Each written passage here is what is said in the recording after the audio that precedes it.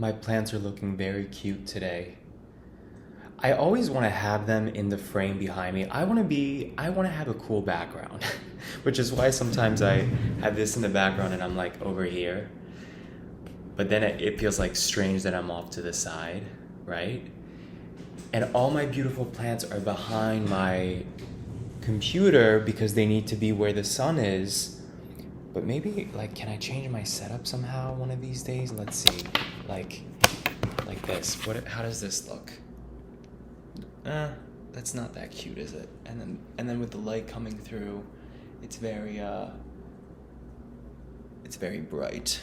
So I don't have a million options. And see how much better the lighting is this way?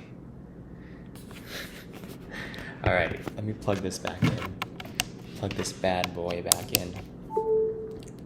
I'm obsessed with my plants. I would like to do like a life of a plant daddy video, right? Just talk about my plants. Like, how wholesome would that be, right? So guys, have you ever had a moment where you felt like the universe was trying to speak to you?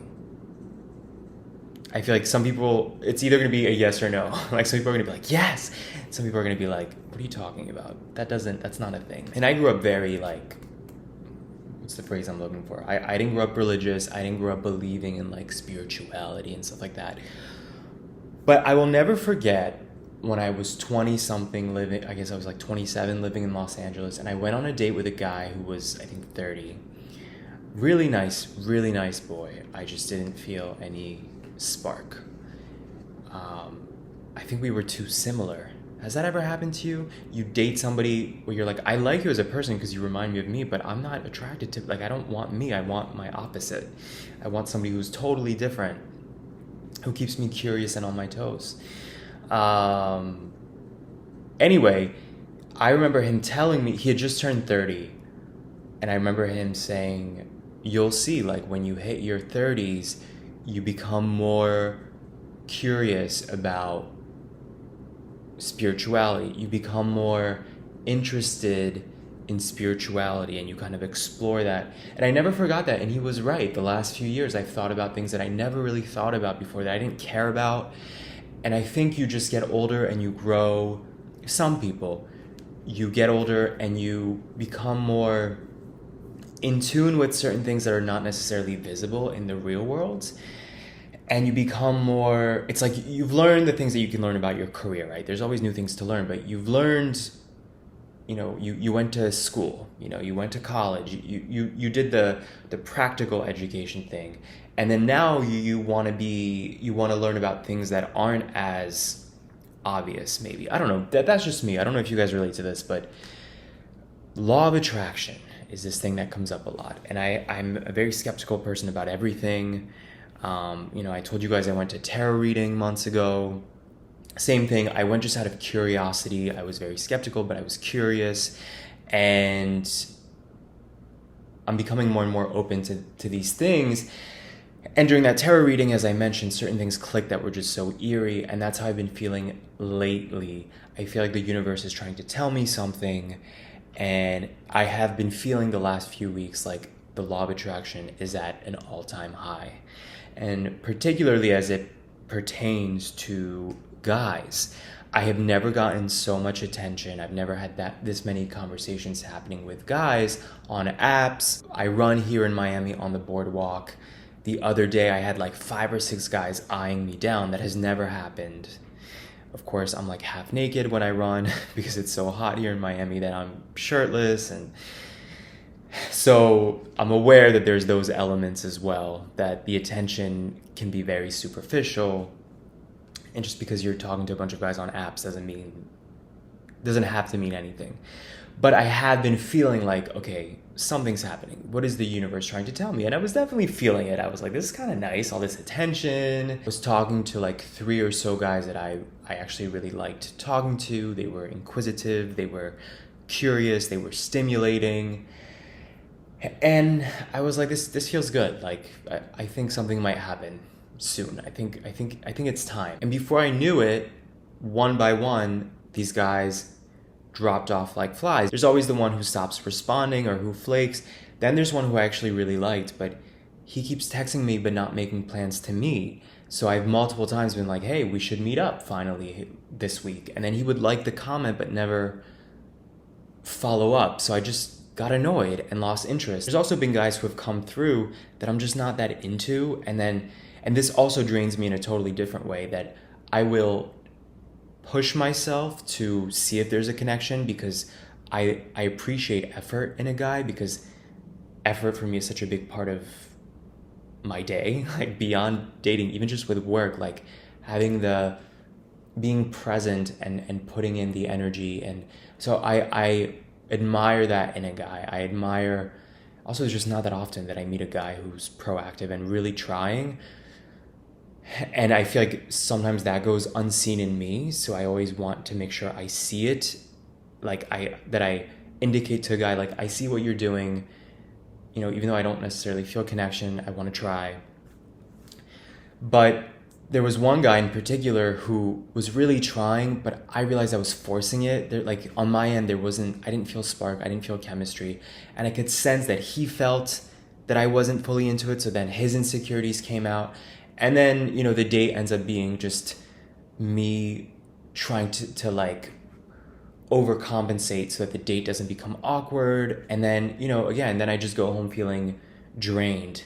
And I'm like, what am I doing? Like, I don't need to be the people pleaser and go on a date just to show a guy that I'm not that into, that like there are nice guys out there. And like, what am I doing? And I've noticed this is a pattern for me where I give a lot of energy to things, to my job, to friendships, to trying to date. And then I will end up feeling empty-handed and feel so drained that then I'm just like, fuck all this. And I delete the apps and I think these are familiar patterns. I don't think this is unique to me. I'm assuming this is a generational thing too, that we're so connected to our devices and to apps and to especially in my age group, I think to social life, that you end up feeling depleted. Also notice that this is a theme. I will get sick. I tend to get sick the last like 5 years, I would say. I only really get sick when I feel this moodiness of feeling very depleted emotionally. And then just like that, clockwork, I get sick. So I've been dealing with this like, you know, this grossness in the back of my throat. But I'm hyper aware that it seems to be more than a pattern at this point. Like it seems to be more than just a coincidence. And then you're like, chicken or the egg?